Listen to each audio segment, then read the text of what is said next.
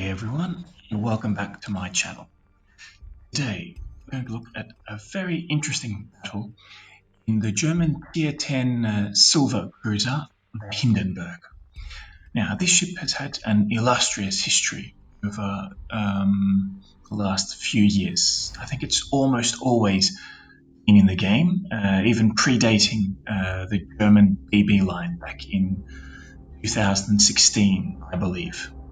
Now, the Hindenburg used to be the best Tier 10 DPM cruiser, I think, a couple of years ago, at which point it was nerfed. The reload was reduced from 10 to 11 seconds, and then it was kind of power crept by things like the Henri 4, and now more recently by the Smolensk, which take up the mid-range DPM role. Recently, it's been buffed down to 9.7, 9.5, I can't quite remember, base reload.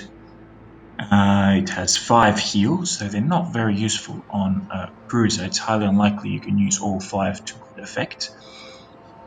And also, Admiral Günther Lutjens is available for coal, which can be played in Hindenburg to effect. So, I'm playing Hindenburg with the reload module in the 6th slot. I'm playing Admiral Günther Lutjens, which means, in essence, when I get 140 main battery hits, it serves to reduce my reload by 7.5%, which is nice. It's around a second or 0.7 seconds, more or less. So it is certainly a buff. I'm also playing the legendary module, so on the one hand my concealment is up to 14 kilometers, but I'm technically immune to fire, and it burns a little better, which is very useful when trying to juke those shots at long range. Hindenburg's deck is 30 millimeters, which means if you angle properly, BB shots from ships like the Montana or the Kurfürst are going to bounce. If something like the Kremlin, the Yamato, or the Republic hit you at any range, at almost any angle, they're going to get juicy penetrations. So it's something to be aware of. Hindenburg has turtle back armor, which means that at close ranges it's a bit harder to land a citadel. Not impossible, but harder. And I'm also running IFHE on my captain build. It will be in the description below, which means I can get alpha damage on Yamato, Kremlin, and Kurfürst at almost any angle. So, back to the game. Let's see, we had a Smolensk out here. Moscow has radared him, so it's always important to spam that Smolensk. I have HE loaded, so I'm just going to shoot him with HE. I still get pretty good alpha damage. If he gives us broadside, AP would work very well. At 14 kilometers, I don't really want to risk it. If he changes his mind and angles, all we're going to get are bounces. So we can just go for this more consistent steady damage. You can see there 3,000 damage, 2,500 damage, so we can just spam him and he will die soon enough. We frag him, we took a torpedo there from our gearing. So, back to the Kremlin. We'll start spamming him, and you can see that we can just get consistent alpha damage on him. There we go, 3 hits and a 5 for about 3,000 damage. It's not a bad slug of damage.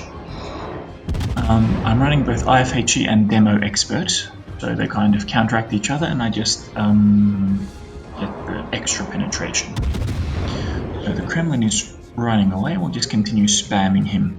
Notice how fast my reload is. It's about 8 point something seconds, I believe. Yes, 8.3, 8.4 already. It's a very fast reload. I'm not 100% sold on the reload upgrade though. I've also played Hindenburg with the range upgrade, and that also works very well. I mean, see, this Kremlin is running away from us. Could effectively kite us at 18 or 19 kilometers. He can hit us with glaring damage and we cannot hit him, and we need to rely on our spotter. So it's something that could also work quite well. The reason I'm trying it like this is that it takes us to Lutjens' ability much faster.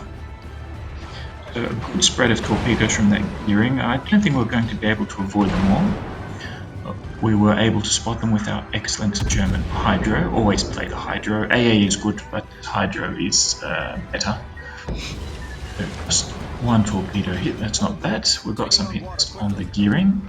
As always, focus the DD if you have any chances of actually hitting him.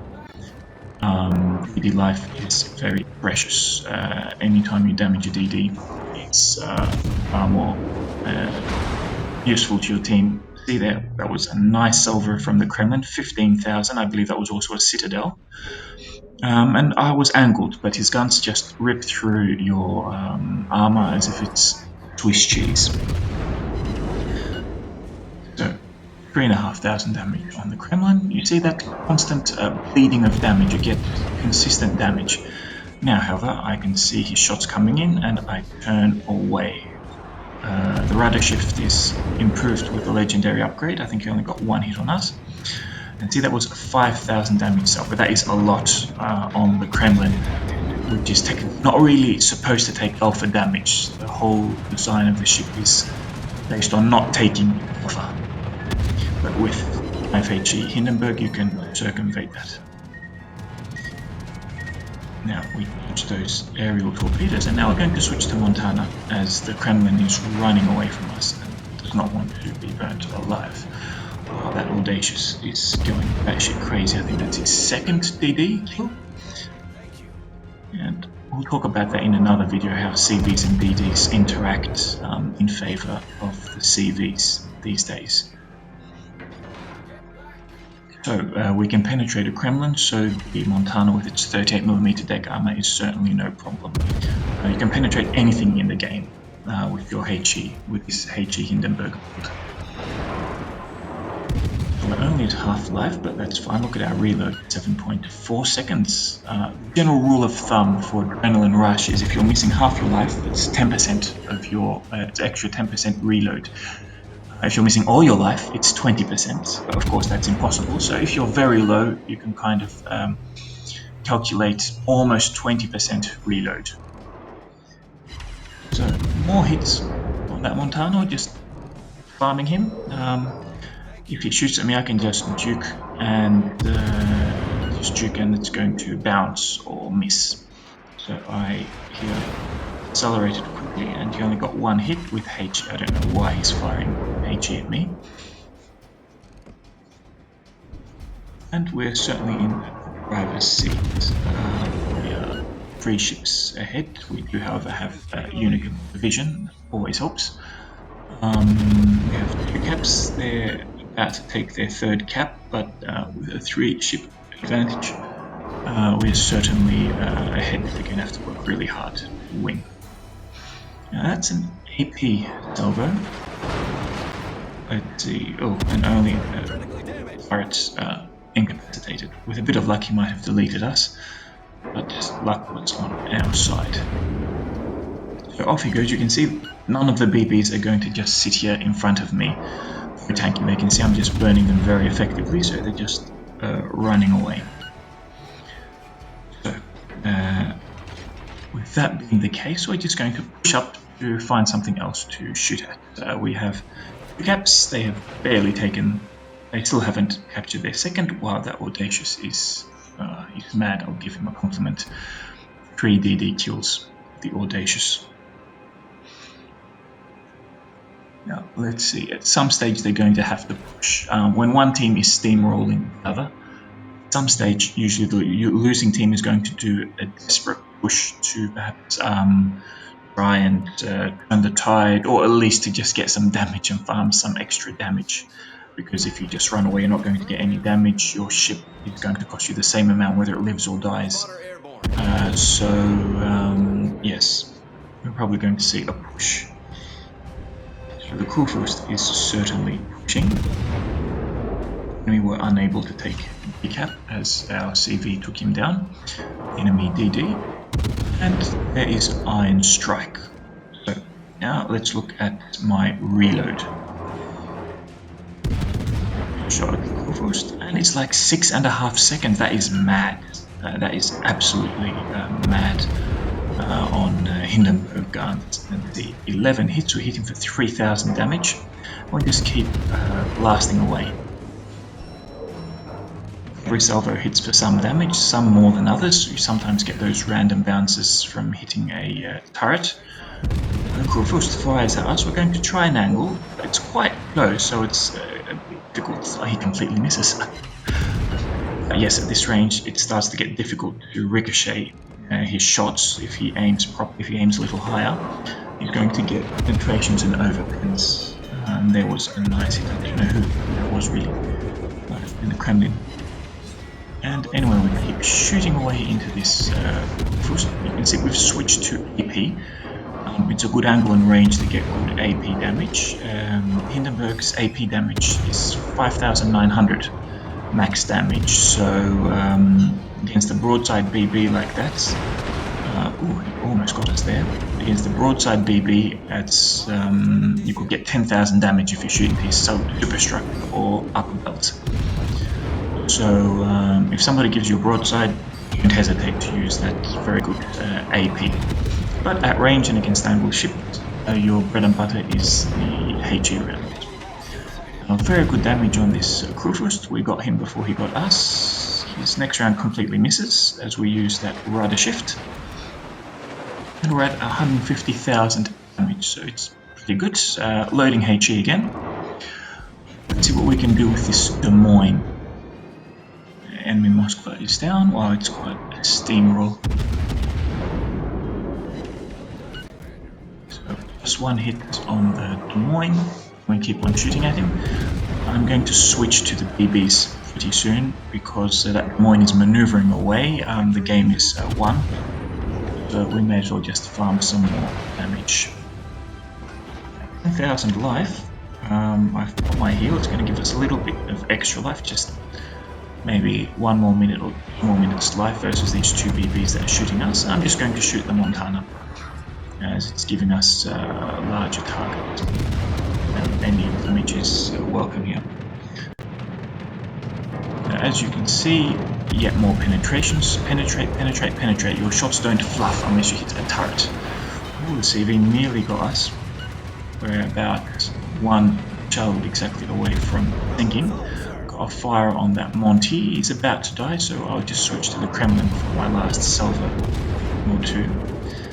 Kremlin has fired, and that is the end of us. 1 shell, all that was needed. We get a last minute fire on that Kremlin to give us some extra damage. We're at almost 200,000, quite respectable. And the game really wasn't that long. And look at that potential damage. Montana dies to our fire. 2.6 million potential damage, and that is just by juking the rudder and the throttle. Just dodge, dodge, dodge. So, work by our team. I complimented that CV. He was a very, very good player. CVs have a rough time these days at high tiers. CVs, I mean, have a hard time these days at high tiers versus CVs who just spotted and hit for half your life by rocket planes. There's not much you can do. You have to play something like a Grozovoy and heal and has AA, or a Daring that can constantly lay smoke and heal. Something like a Shimakaze. It has no chance. If it's spotted, it's going to lose half its life. No question about it, if the CV knows what he's doing. So let's have a look at the battle result. Now, despite the CV's excellent performance, I do believe we got first place. Let's have a look. A lot of damage, a lot of credits. First place, followed by the Grozovoy Gearing and the Audacious. Very good damage all around. 100,000 on that Montana. Have a quick look at the captain skills. It will also be in the comments. I always like to know how many ships are shooting at me. Adrenaline Rush, Superintendent, Concealment, and of course IFHE and Demo Expert. A very important combination. You only burn for about 17 seconds 14 seconds with a flag with this build. It's certainly under 20, a very short fire duration. So